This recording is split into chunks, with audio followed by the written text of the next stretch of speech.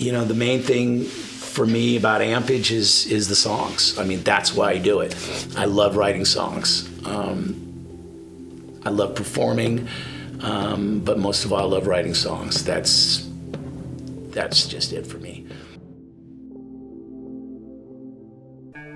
There's always like a scene going on somewhere. At that point, it had moved down to Hollywood. You had the Roxy, the Whiskey, Gazzarri's, a million bands from all over the world. That's where you came to get a record deal.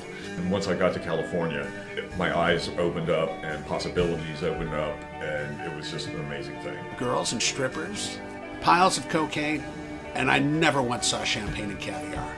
The first record should have been called Cocaine and Sushi. Mostly you could just drive by it or walk by it and hear the music and pick up the essence of it. You know, it was a very carnival-like.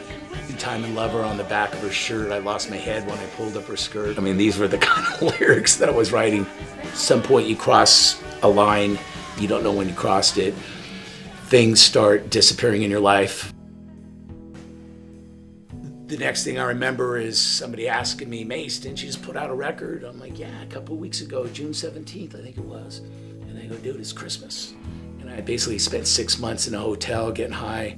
Record label stopped talking to me, band pretty much stopped talking to me. Slept in alleys, laundromats, abandoned cars, shot at, I got stabbed 3 times. It was pretty bad. Nobody came close to Los Angeles in the 80s.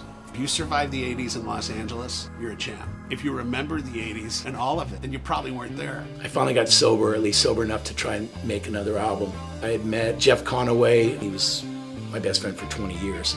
I think the way that they affected each other was because they were both artists. And, you know, Jeff was a pretty great singer.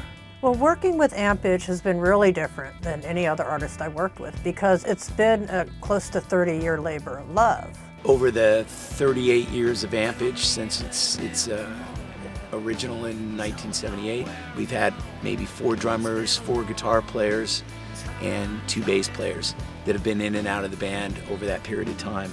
This band is by far the best of all of them.